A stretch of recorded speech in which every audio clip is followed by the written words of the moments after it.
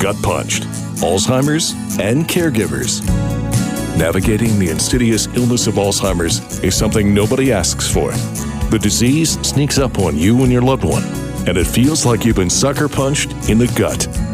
Then you ask, where do we turn for help? Who do we call? What do we do? These questions and more are what we hope to answer and give you some direction and hope. Now let's join our host, Jeff Edwards. Greetings and welcome. This is Gut Punched, Alzheimer's and Caregivers, episode 73, or Not a Sexy Topic podcast. How's everything going? You doing all right this week? Hope so. When people ask, what do? I tell them I'm semi-retired, but I also have a podcast, like the gazillion other people doing one. And they usually ask then, what's it about? And I learned this from being asked all the time.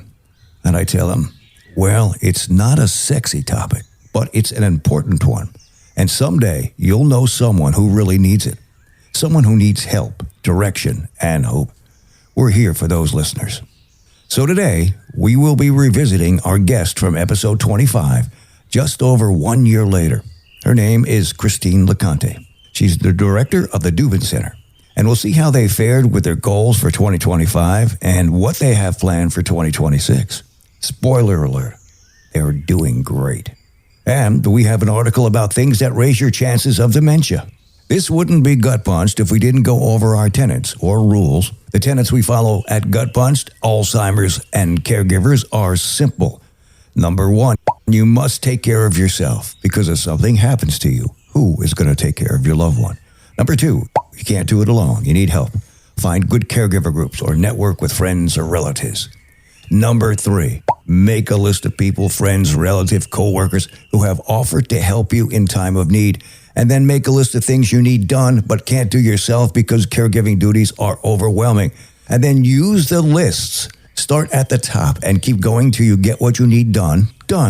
You'll find it very, very helpful. Number four, create a help signal. Identify a cue or phrase to confirm your loved one is comfortable with receiving help. Now, something your loved one can remember. Now, this is for when you have caregivers outside of family helping with caregiver duties. It will help put them at ease. Number five, caregiving. Love it or hate it. It will be your life till it's not. Give it your all. If you like what you hear, subscribe to the podcast. Please leave us a 5-star review and help us grow and share this podcast with others who have someone who has a family member or friends who are dealing with a loved one who has Alzheimer's or any type of dementia, that you would let them know about this podcast. They may need the information and resources. There is help and hope out there for everyone. You just must know where and how to find it, and that's why we're here. Are you ready? Let's get started.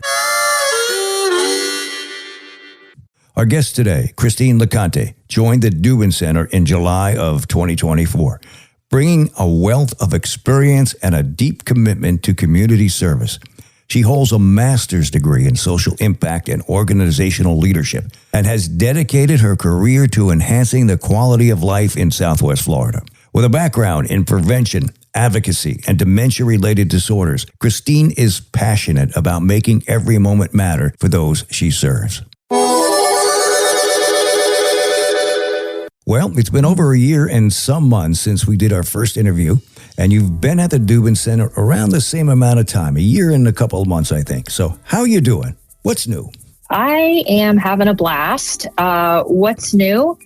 Goodness, we have just turned into this beautiful Dubin family. I don't know of another way to describe it. The culture of our team is like no other I've ever experienced, and it really draws the clients in, and they feel 100% a part of what we do at all levels, I think. Good. And are you having fun? It's always fun. There's always laughter. There's always smiles. I don't know that I do a whole lot that isn't fun. Good. It makes a big difference. It really does. Now, last year, you shared your vision for the Dubin Center, and we spoke about present and future. So, overall, how did you do? Well, I have to tell you, Jeff, I was received with open arms, open hearts, open minds, and that level of support was necessary looking back. the culture that we created in-house as a team and even with our clients has been a beautiful thing to be a part of. And I think that we are very successful. It's been a successful year. I attended your annual meeting, which was done at 6 months, and it seemed things were going very well. Do you feel the same way about the first full year? You've had almost another 6 months to go after that, so it's still going in the right direction then, right? Oh, even more so. I feel that when I first started, I continued to hear that people wished that they would have known about us sooner. That was probably the biggest statement that I heard out in the community. And I quickly became committed to saying yes to all invites. And with the support of the Dubin team, we increased community awareness, which is great. I'm very proud of that. And I know the team is as well. I would say that, in some ways it feels like I just started. And in other ways it feels like I've been here for 10 years. It is a comfortable fit. And yeah, it's great. It's great to be here. It really is. Now, has last year's outcome affected what you're planning for the future?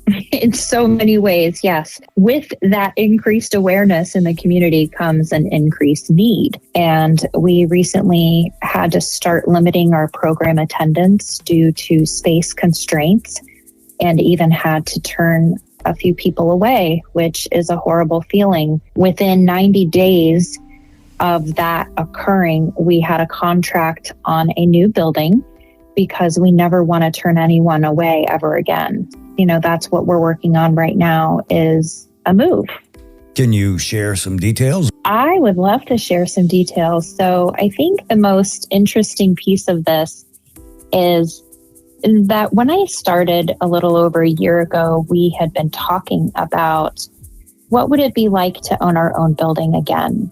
And there's a little bit of concern with that, especially in an area that can be damaged through storms and just having to be responsible for things like building issues, floods, of that nature. And if we were going to have our own building, what would that include? What would it look like? It was difficult for us because our clients talk about this area where we are located now as being so central and nice to get to, easy to get to. People are coming from the Cape, from Lehigh, from North Fort Myers, from Punta Gorda, from Marco. They come from all over and they like where we are. I had been sort of keeping my eyes open for other buildings in this area and just nothing was popping up. And after we had to start limiting the attendance, the building came up in our own area. And I just find that fascinating. So currently we are in World Plaza 1 and the building is in World Plaza 2 that we would be moving to. It's larger. It has about another 1,000 square footage. Good. It is laid out very differently to where that makes it even more usable space. There's storage space and there's space to grow as well. We can be flexible with the way that we use the rooms. And we have a special area for people that have memory impairment. And our hope is that whenever we have a caregiver in the building receiving services, that they would be able to bring their person with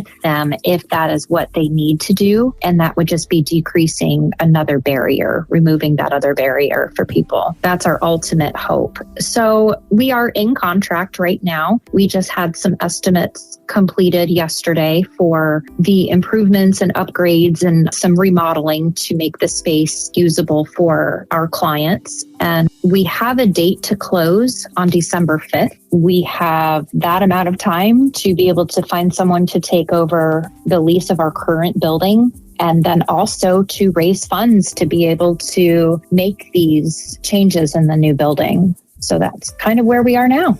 Well, that's exciting. It really is. To be able to move into a bigger place that's so close and convenient. Yeah, I'm excited about this. It's going to be good. It is going to be good. And I think that including our constituents at all levels in keeping them updated has been very helpful as well. We had a donor who recently said that they would contribute up to $50,000 in match donations. And so we are currently at $18,000. So that's very exciting. And you've got a good group. You do good work. One of the things I wanted to ask You've expanded your efforts into Charlotte County. It seems like that's a good thing. How's that working out? It is a great thing because that area has a big need and they have limited resources to be able to fulfill that need. And so it's taking us a little bit of time to figure out what works, but I think we have a good system now. We're making some great community partners out in that area, which is necessary because we have a limited staff. It's only a staff of 5. So we have to be strategic with our timing and those relationships. And so far, it is working well. Excellent. We're making great progress out there. And what kind of new programs are you going to be offering? Well, within the year, we started a couple of new groups. We started one that's called Grace Beyond Guilt. This is a support group that is tailored to individuals that have their person placed in a memory care facility. And to go along with the name, there is a lot of guilt that is associated with that. In many cases, there's been some promises that were made to never place them. And of course, we know that that has to change when the situation changes and it's no longer safe to keep your person at home. So that is a phenomenal new program that has been filled up every single week since we started it. The next one, our newest one, is Among Friends. And this came about because we have a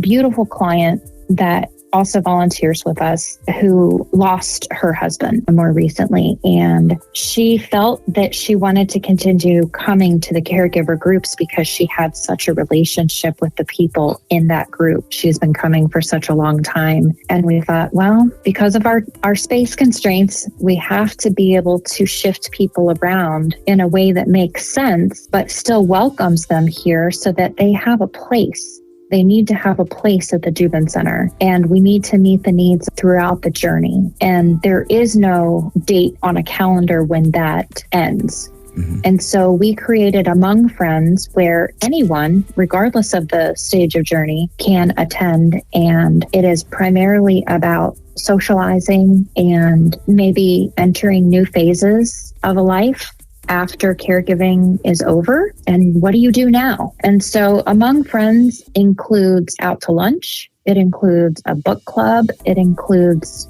giving back to the community as a group. And so it includes whatever it is that the people that attend want it to be. So it's very flexible. That's our newest. We started that last week, and I think we had 10 people show up. So It's definitely serving a need. Mm-hmm. We expanded our Out and About program, and I always talk about this being my favorite program because it serves a few different needs, and that is, and first and foremost, it reduces social isolation, which is so important when you're talking about dementia in general, and then also the caregiving role. But adding some fun and interest and being a part of your community in a way that feels safe and welcoming and like you belong.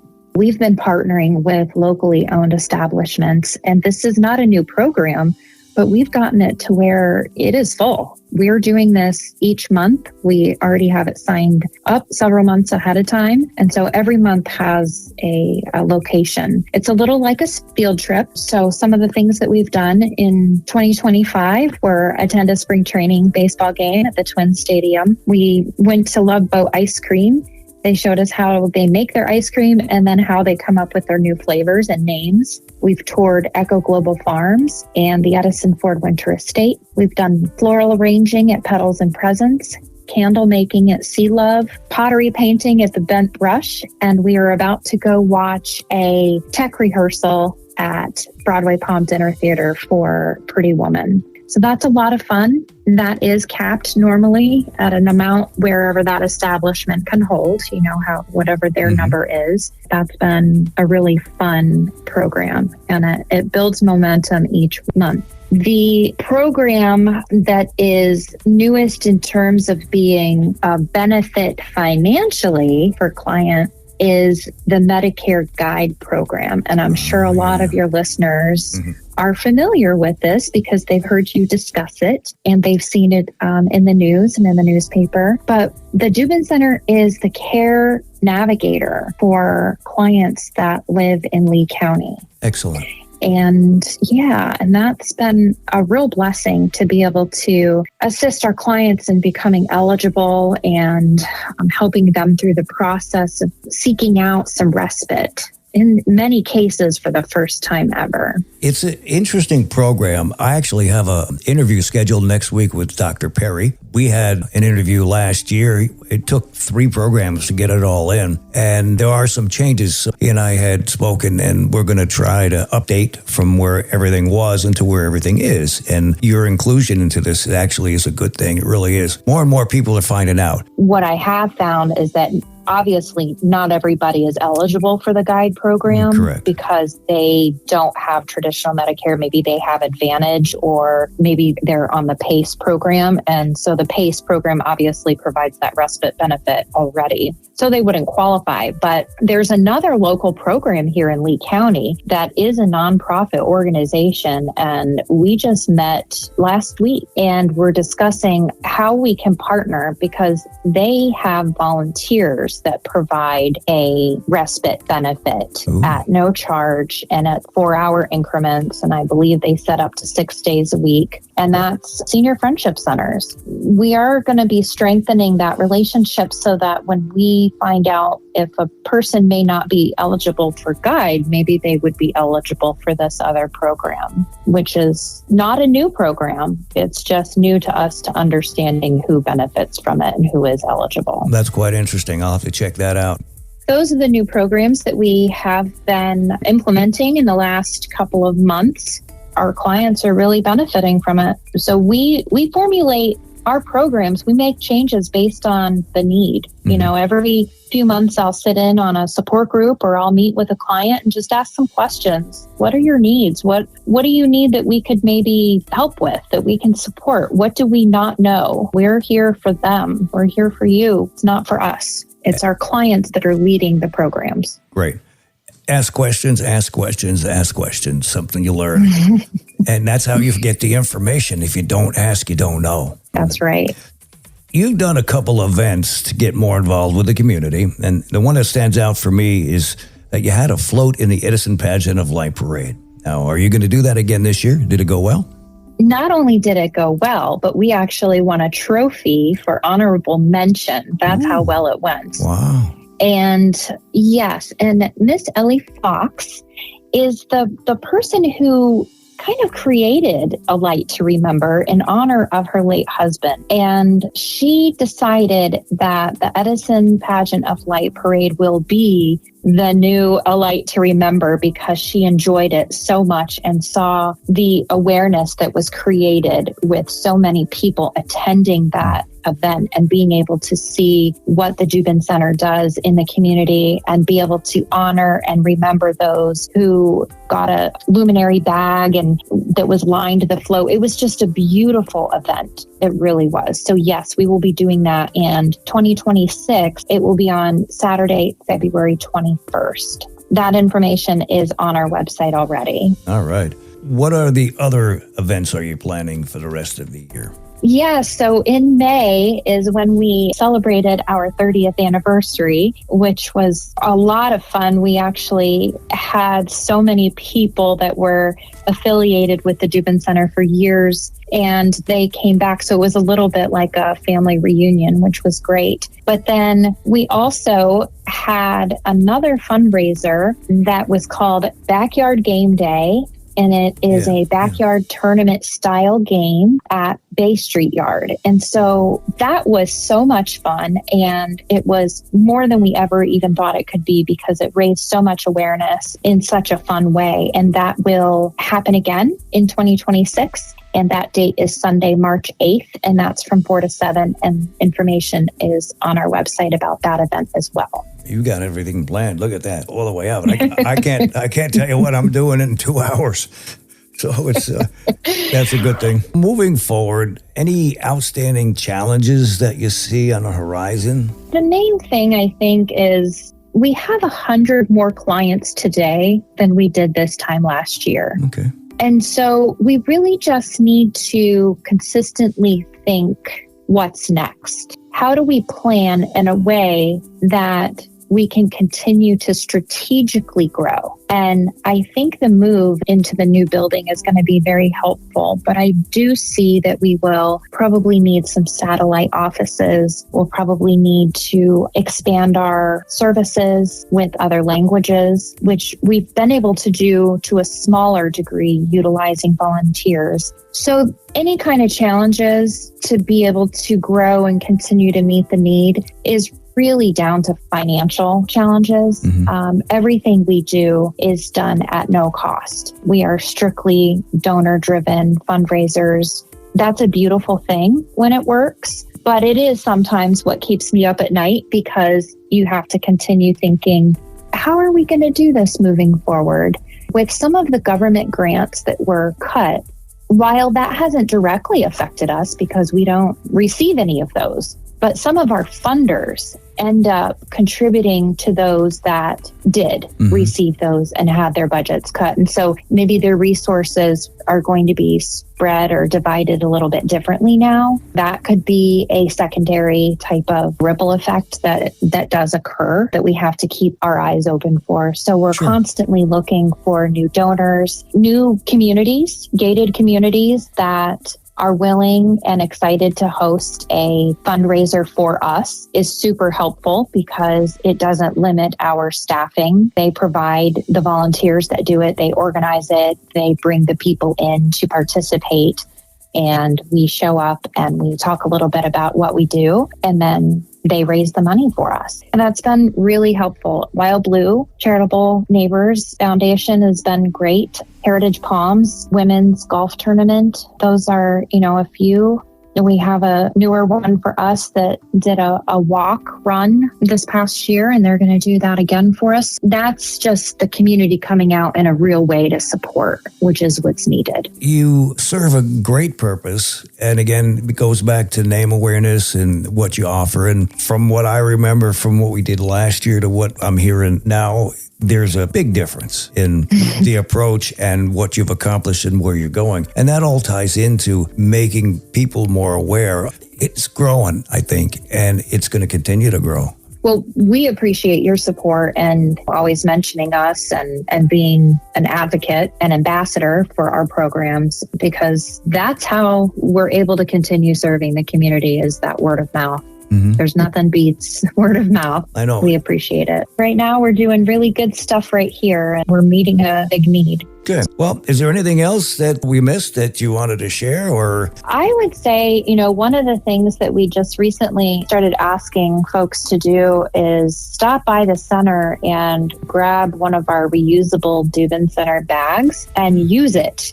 Take it grocery shopping, because when people see the logo a few times, I think it's reducing the fear. They're seeing, other people know about this place too. And I think it adds to the confidence and it reduces the stigma. And I think that's why our numbers are higher, because the stigma is lowering, which, I don't know what's better than that. Yeah, that's an excellent point, because we don't want to talk about Alzheimer's or any dementia. People will know about it.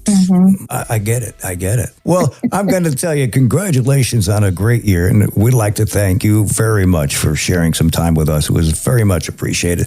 I learned a lot.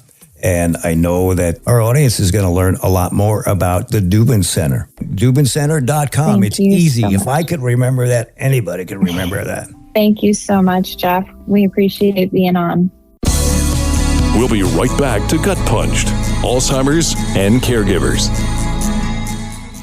Alzheimer's and dementia bring many challenges, but you don't have to face them alone. The Dubin Center offers free services to support caregivers and families. With over 30 monthly support groups, workshops, online resources, and personalized one-on-one consultations, they provide education, connection, and guidance to help you navigate caregiving. At the Dubin Center, no one faces dementia alone. Visit DubinCenter.com today. This is Gut Punched, Alzheimer's and Caregivers. Things that raise your chances of dementia. It was written by Jamie McQueen, medically reviewed by Dubin Begum on February 15th, 2025. Age. Alzheimer's disease is the most common form of dementia. About a third of people 85 and older show signs of the disease. The genes you get from your parents play a part at this age, but so do things like diet, exercise, your social life, and other illnesses. Dementia isn't a normal part of getting older. Heart disease. It could lead to a heart attack or stroke, which makes dementia more likely.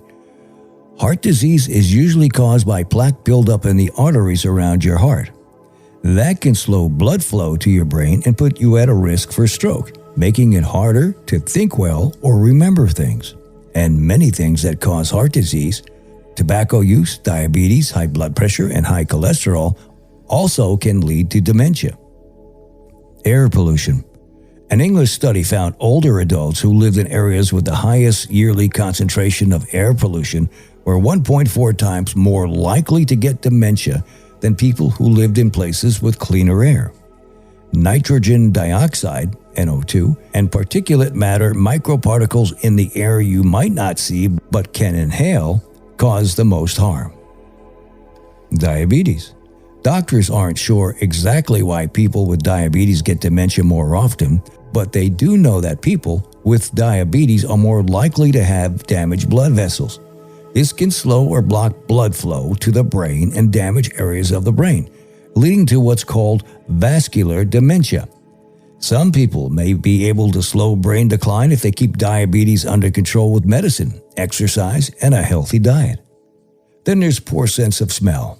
Older people who have trouble identifying odors are more than twice likely to have dementia as those with a sharp sense of smell. Almost half of people in an American study who had been diagnosed with dementia had olfactory dysfunction 5 years before.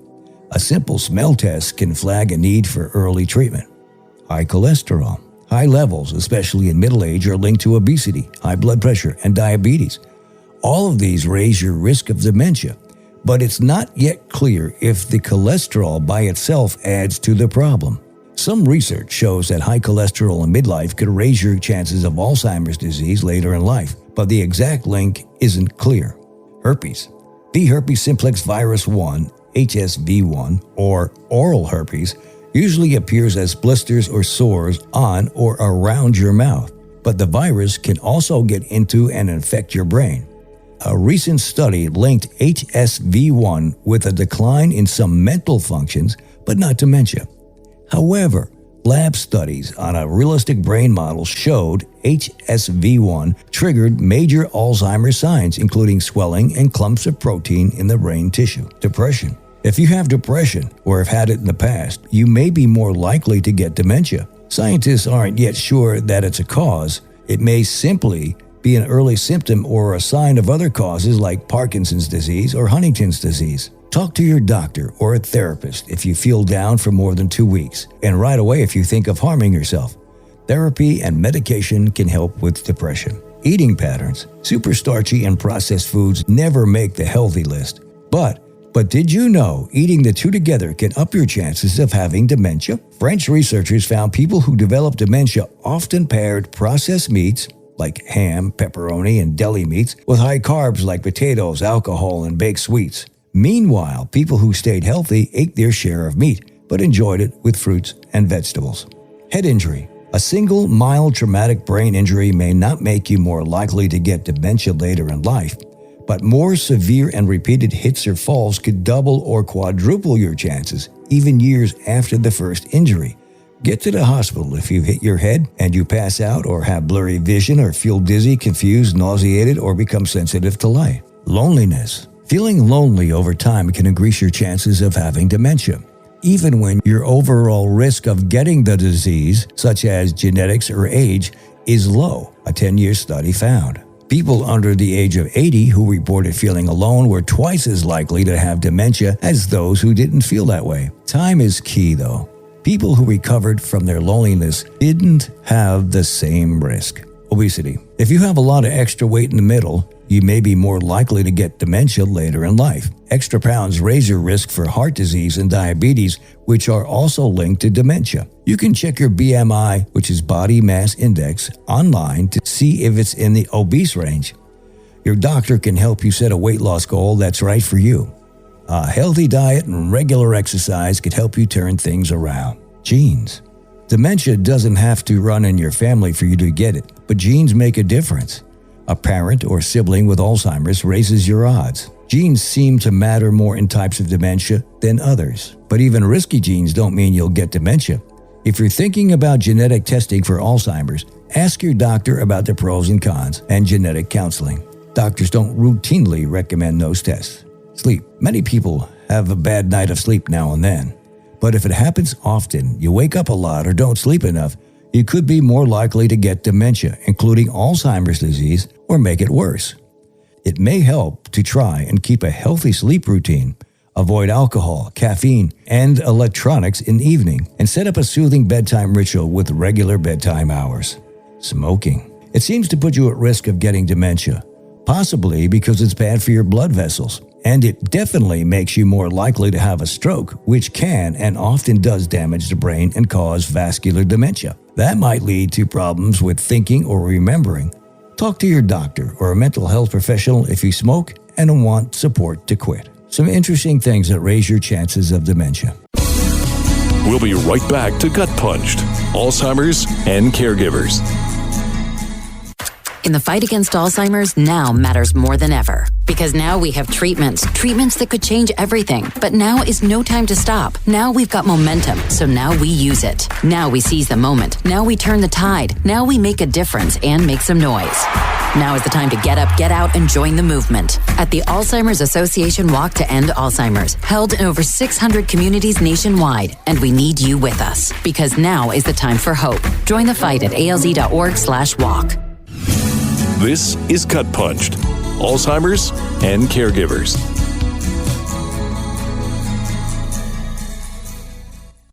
Just a reminder that the dates for the Alzheimer's Walk for Life in Southwest Florida are Lee County on November 8th and Collier County November 22nd.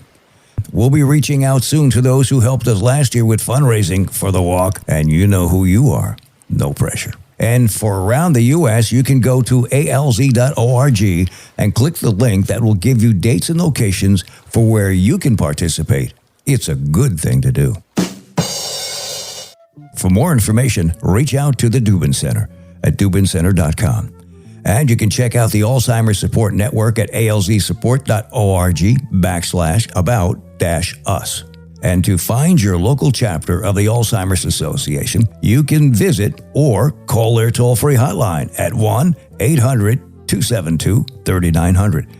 And they have a new resource called Dementia Care Navigation Service, powered by Ripple and the Alzheimer's Association. Caregivers and people living with Alzheimer's or another dementia can access personalized dementia care for free, including a dedicated care navigator and tailored resources. You can call this number, 855-271-2662, to get connected. That's 855-271-2662. Take the first step and contact them. You got to check it out. We mention the guide frequently, and it's another great resource and provides help and respite care. It's probably easier just to Google it, Edge it, or DuckDuckGo it, and you can reach out to Dr. Perry's HealthSpan Partners website, which is https://healthspansouthwestflorida.com. You know, I'd like to thank all those who help and contribute each week to build this podcast, and I couldn't do it without you. Our website is gutpunched.com, and the email address is gutpunchedac@outlook.com, or you can reach me at jeff@gutpunch.com. Thanks for joining us, and please come back again. God bless. This has been Gut Punched, Alzheimer's and Caregivers, with your host, Jeff Edwards. Don't forget to hit that like button and subscribe to us on all the platforms like Spotify, Apple, Pandora, and more. If you have a question or want to get in touch, our email is gutpunchedac@outlook.com.